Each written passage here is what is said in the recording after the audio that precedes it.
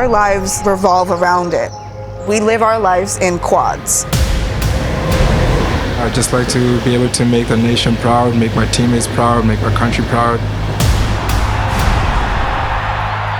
You realize there can only be one champion and there can only be 3 people on the podium. You're one of the best in the world. He's got the gold medal! You're one of the best to ever do it. I'm gonna make it to the Olympics until I don't, like that's the mentality I'm going in with. She was going to retire after Tokyo. World record's a very real goal. I want it to be Paris. Worked way too hard to build myself up after hitting rock bottom after the Tokyo Olympics. I discovered wheelchair basketball, it gave me a new direction. Everybody was just overjoyed that she was able to come out of a dark spot. It shows how dedicated and determined that she is to say you're going to do it, you go out and finish it. It takes dozens and dozens of people. Yeah! She can motivate the next generation.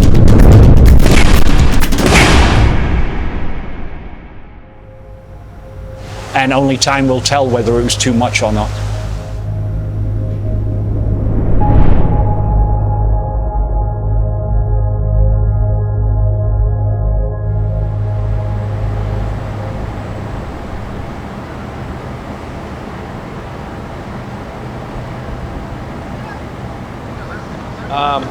Hey, listen up.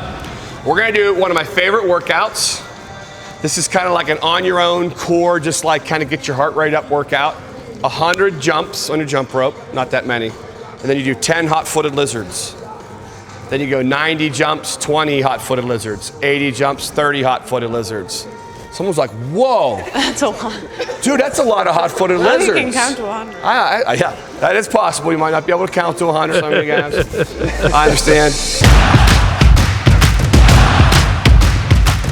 Switching.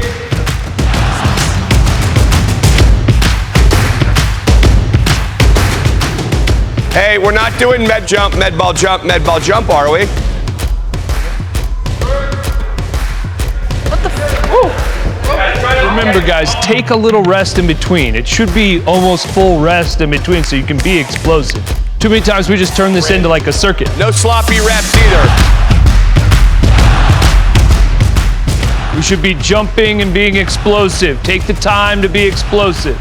Yeah, that's okay. You can throw up. We'll clean it up. I feel like I'm gonna pass out. You might pass out. Probably not. If you do, though, try to fall to the side. Like, try to fall to the side so you don't hit your face. That's right. Summer's just gonna hide in the corner, so there's no mic. Nobody to talk to. Good. What happens in dry land stays in dry land. All right, Gig. Let's move it. Let's go. Let's move in the water. You have 7 minutes. I gave you 4 last time. You took 17. I don't want to see your eyes up or your head up, all right? Ruby, eyes down. When we go 20-meter blast, it's got to be max effort. I don't care if you swim a mile or you swim the 25. Both of them need speed in order to progress. On the way back, we'll go from a float to a great finish. Everything when we do really good athletic development has to do with whatever our end goal is. So we have to keep the end goal in mind. We don't necessarily look at one session as something that can make you, but it can accidentally break you if you go too hard. And Coach Brent is a master at this. He's going to make constant little micro adjustments to how we're moving as a group and as individuals. Summer's a unique athlete, right? So of course there are some things that she does differently than everybody else, and I have to manage those things. Some are good, some are bad, and everything in between. So many hours of training go into this moment. Can she do it? Here she comes, 5 meters to go. Let's see her put her head down to the finish. McIntosh, a new world record! Another world record. Summer McIntosh, 4:25.87. Her second world record of the weekend. Overall, I'm really happy with that time, obviously, and it's always nice to set world records. You've got to balance the uniqueness of an athlete, her age, her ability to train in the group. Like all those things are part of the puzzle that is my job to manage. So treating her where she is, which is a world-class athlete, but also understanding that she's a teenager, I think I'm trying to balance both of those things.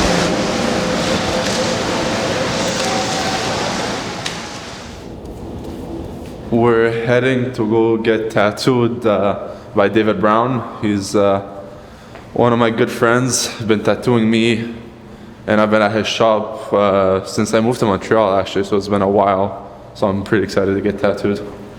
La station, tu pourras me dire en même temps, tu sais, comme le 16 que tu vois un petit peu, tu sais, je t'en ai parlé. D'accord, je vois des gros, pas plus gros que ce que t'as, là, dans non, c'est quand tu penses. Cool, ok, c'est toi, là, c'est pas bon. Cool. Les deux, à peu près comme ça va donner. Ouais. Ok, cool, parfait. C'est une étape douce. C'est une étape douce. In judo, there's like 3 people that are tattooed. That, like, imagine you see 100 blank sheets and then you see one with paint and a mess, and you're gonna look at it and be like, oh, that's a cool one right there. So I don't force it, but I kind of like to be different at the same time. C'est good. Honnêtement, c'est pas si pire du tout. So far. The tattoo I'll be getting today is the only place where I don't have ink on is gonna be my ribs, and we're getting judo in Japanese. So I'll probably do it quite big, so wish me luck. So I have a bunch of tats, but the one that means the most to me is the Olympic rings. The rings are not closed fully yet because I'll close them once I become Olympic champion, so hopefully in Paris that happens. What I live by, dare to be great. I want to dare to be great and prove to myself how great I can be in my career and in life in general. 444 means protection, and I was hurt a lot and I needed some protection, or mentally, if I look at it, I'll be like, okay, like I'm protected. Judo made me who I am today. First thing you learn in judo is to be a good person, discipline, respect, just be kind and work towards what you want. So it's kind of a code of life, a way of life, and I'm gonna ink it on me and remember what judo taught me throughout my life.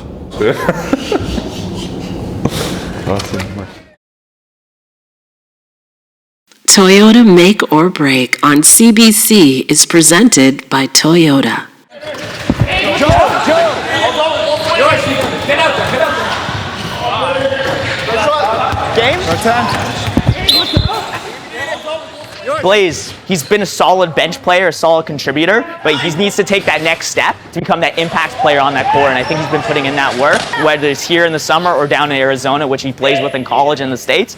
We're looking forward to them making that next step and really pushing to be that potential to, give us a shot in Paris.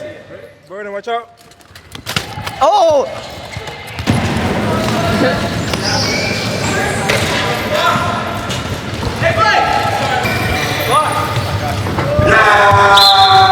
Hey, Josh, nice patience, right? Take your time. But we just gotta keep communicating. Definitely could improve a lot on now for sure. Yes, sir.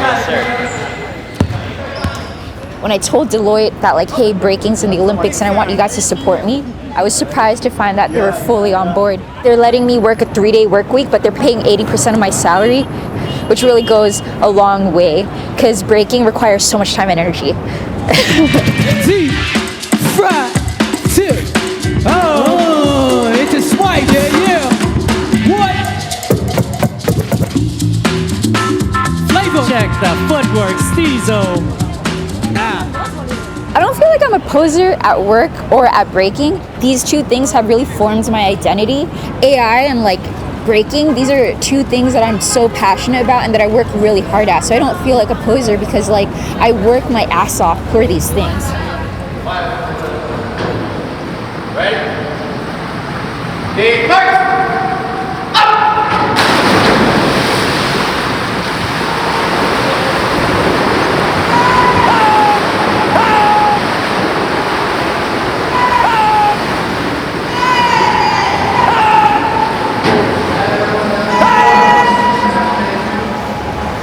A 62-58, much better start. I think majority of the time right now, like we're hitting some pretty good times and we're pretty happy with where we're at. I think today was a little bit rough. We had 2 pretty hard weeks the past 2 weeks, so I think the body's feeling that a bit.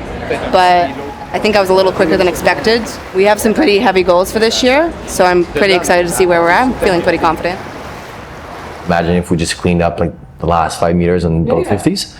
It would have been like a 1:31.0, so that's like 3 seconds from the best time. I think this year with training, like we've been already doing really well. Like we're already pushing through barriers that we haven't really been able to push through the past couple of years. I mean, if you do like a world record and you're not happy with it because you think we still have more, like on this day you feel like you were supposed to have more, then we have a problem. I'm touching the wall and I'm saying there was definitely more in there. And like that's a very unsatisfying way to touch a wall. You know, one of our goals is to get like the gold medal, like in the 100 breast. I don't think it's just about like the goal. So like you'd win gold in Paris at like 1:32.5, you'd be touching the wall and be like, not good enough, or eyes are on the time, and then like obviously the medal will just come with it. Yeah. So I think that's the difference here. It's like we're ambitious on the 100 breast, so I think we have leverage to do this. The Elevate Conference is really a celebration of innovation in Canada. Over the next 3 days, there's 40 or 50,000 individuals, a lot of them very, very young, and they're really looking to get inspired. And Andre is the highlight of opening the show. You know, Andre DeGrasse, the athlete, the philanthropist, the author. Of course, you know, this is something that I've been doing for a while now. Think of it as like my off-the-track craft. This could be my next move, you know, after my career is over. So kind of just want to go out there and just, you know, share my story. A lot of my friends have been Olympians. Their careers atrophy once they're out of athletics. Well, what if you set yourself up and leverage your brand into an ongoing business? Please welcome our next speakers, John Ruffalo and Olympic champion, philanthropist, and investor, Andre DeGrasse. A big warm welcome. When you wrap yourself with the Canadian flag, what does that feel like to you as a Canadian? Can you describe it? I can't. Being in 2 Olympics and then getting a chance now to go to my 3rd one in Paris, the feeling just never gets old. Thank you, Andre. Thank you. So my name is Rob Smith. I'm the CEO of Tut Fitness. It's a Tut Trainer micro gym. Today we're shooting some stuff for a direct-to-consumer campaign that we're doing with Andre. So excited to be here. Action.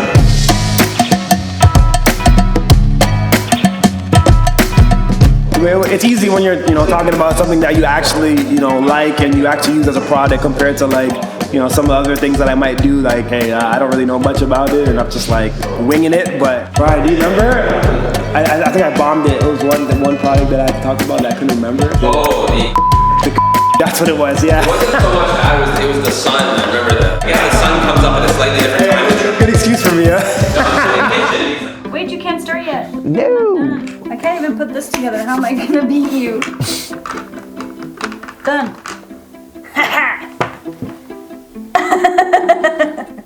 What did we bet on last week that I had to buy dinner? Oh, you're gonna do a chin up. Oh, me! With a 15 kilo weight. You said I did better than you thought I was gonna do. Yes. You did lift yourself up a bit. Halfway. Halfway. We just like to play games together, and we like to have fun and have a little bit of competitiveness together. Now the Canadians, Jennifer Abel and Pamela Ware. But really impressed with Pam's overall performance at her very first Olympics. Oh, and it's a really good dive. Excellent execution. And the Canadian fans get going for Pamela Ware. It's got to be perfect.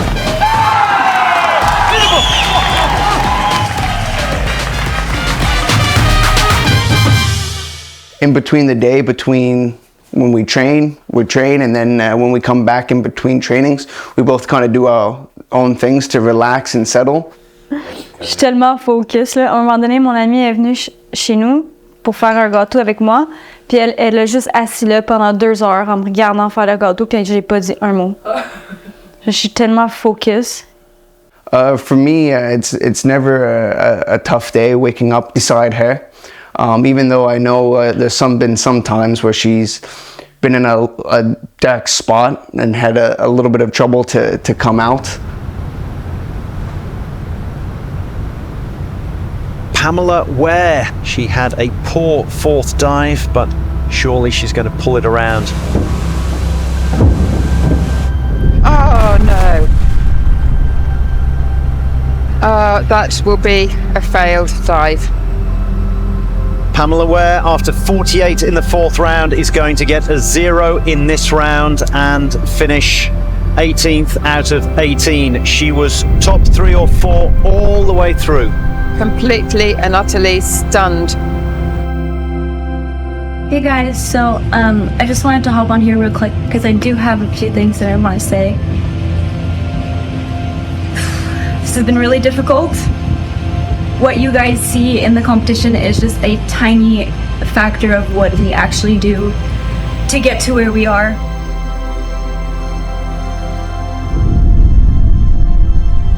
I'm not going anywhere. I'm not giving up. This competition does not define me, and I'm not letting it defeat me. So I'll be around for another 3 years. So thank you so much again for your encouragement.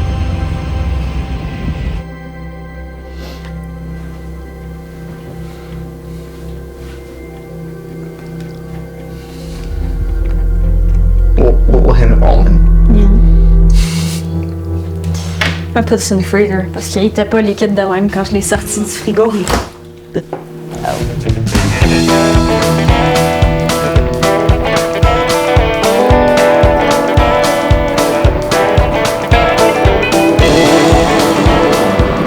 We are in Henderson, Nevada for a training camp with a triathlon national team. Today, this morning, we have a swim, and a 90-minute swim, and then this afternoon we'll have a 2-hour bike. This year we're switching things up. We're here with the Olympic team. It's just a nice way to learn from faster athletes and try to hold on as much as we can. I think it's just a good recipe to get faster.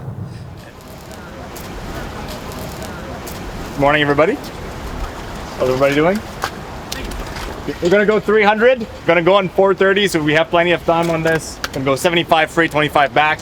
We've got 475s. For the 475s, you can wear the snorkel if you'd like. We're gonna go 50 swim, 25 kick on your side. Questions about the warm-up? No? Let's get rolling.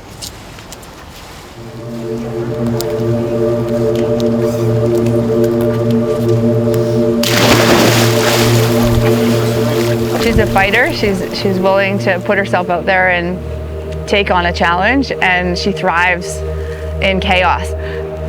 They head off for the 750-meter swim, a sprint triathlon, the distance for all of the para-tri events. The last 100 meters, I was just thinking of everyone back home. I know everyone was watching, and I was just so happy. Camille Frenette, pure exhaustion. She gave absolutely everything to this event. You know, because of her impairment, which she's talked about, it isn't like very, very visible. Yes, she has a smaller foot. Yes, she has a smaller calf, but that wasn't something that identified who she was, and she was uncertain about wanting that to be something that was, you know, public or part of who she was. But going through the classification process is really a challenge. My job as a coach is to try to open doors and to take away limitations. The classification process is identifying what your limitation is. So go when these guys go and take 5 on the like if you're not making a time, okay? She put some time into it and thought about it and, you know, talked to family, and she just said, I think I'm not ready to be part of this. All I said is, I understand, I respect your decision, but I want you to know you can podium in Tokyo. She waited about 6 months and said, okay, I think I want to do this, let's give it a shot. And so then she didn't look back after that. I'm not saying it was easy, and I'm not saying that there weren't question marks for her about how she fit in. She's found her place in parasport, which is fantastic because she's a great role model, and I think that we're fortunate to have her part of the sport. 400. Go ahead.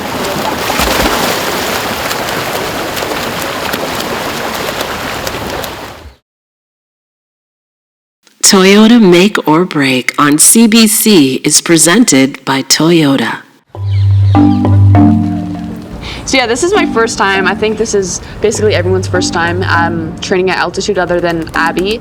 It kind of just feels like you're breathing through a straw or like a snorkel all the time. A lot of people say like you get adjusted after a few days, but I think even this morning when we were doing some 200 frim, I still felt the altitude. Like it did not feel like a normal 200 frim. So I think it'll be interesting once I get back to see how different it feels once I'm back at sea level. How's the driving going? Since we've been here for 3 weeks, I haven't been able to do any driving, but once I get back, that's going to be one of my main pointers, is really start to work on that. Summer, you can swim faster than this. Go, go, go. Go, go, go. Just go. Let's go. Can I go in front of you? Can we go in front of you? Thank you. So you can go in front of me. I almost rolled the window down. But yeah, definitely one of my main pointers for this year is I really want to be able to like start driving. So, because that's like a form of independence, I think. So definitely something I need to work on. Honestly, on my birthday, I woke up and I actually felt a little bit older, which is funny. I feel like 17 is like a big step up from 16. And if I were to like go back in time as like my 10-year-old self, I think this is pretty much like my wildest dreams of what I could imagine I could have achieved.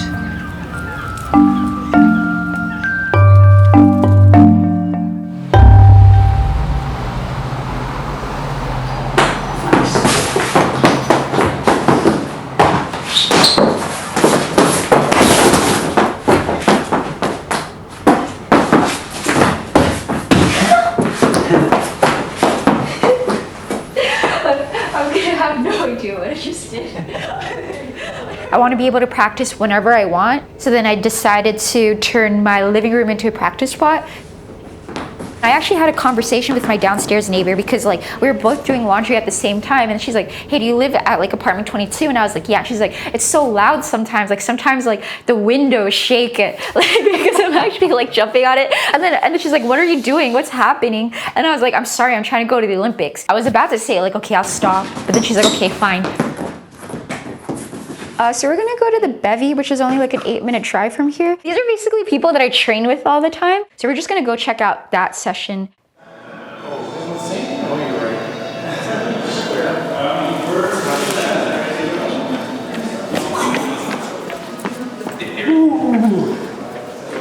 Yes, sir.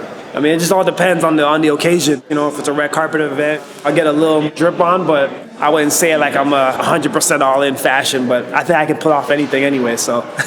Today we're photographing Andre for a few different brands. I love working with Andre as he's right in the middle of sort of the apex of his running career. I'm not going to tell you if he's a diva or not because he's right beside me, but Andre. And Andre, looking right here, just relax your feet. Yeah.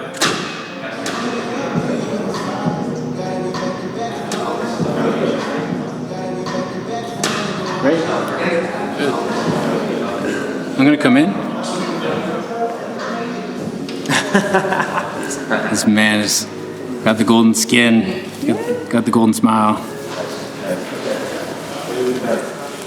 So first we have Beijing World Championships. Wow, put it this way. 100 meters, 2019 World Championships. Is that the gold? 200 meter Olympic gold medal. 4x100 meter relay silver medal. Bronze medal, Tokyo. I'm tired just doing this. Imagine Andre running all these races. Look at his composure. It's just breathtaking what's been accomplished by this man. What a talent, and still so young. And this man knows how to win. Has popped up. Here comes DeGrasse, accelerating. He's got the gold medal. Another Canadian record. Accelerating from the back. I know we're supposed to be unpartisan, but wow, what a day for him. And so let's see, there should be 13. 1, 2, 3, 4, 5, 6, 7, 8, 9, 10, 11, 12. 13 medals. It was fun to watch. I didn't know. I haven't even shown my kids. I think my daughter actually saw this one, but yeah, they don't take it in yet. I mean, I think when they get older, then they'll start to realize, be like, oh, okay, Olympics and stuff like that. But right now, they're just like, Like I remember like my last race before Oregon, they're like, "Daddy, you lost." I was like, "Yeah, but Daddy came third. Wasn't that good?" They're like, "No, you got to get first."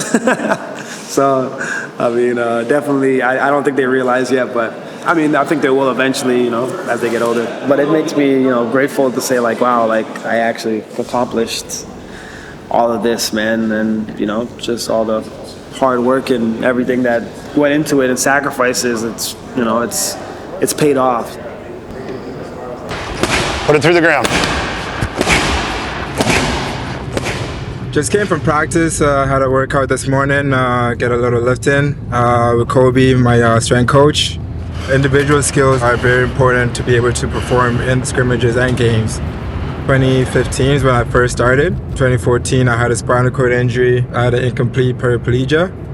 Guys decided to rob me. They were armed, and I know they were armed, and as I was trying to fight them off physically, one of them pulled out a gun and shot me 5 times. 2 in the spine, 2 in the legs, 1 in the arm. Changed my life forever. And in a sense, it was kind of a blessing in disguise because it did change my life for the better. I got involved with sports, got out of the lifestyle I was in before, and definitely wheelchair basketball has opened up a lot more opportunities for me personally, at least. I was able to go to college, go to school at the University of Arizona. Even though it was unfortunate, I feel like I wouldn't change anything to this day.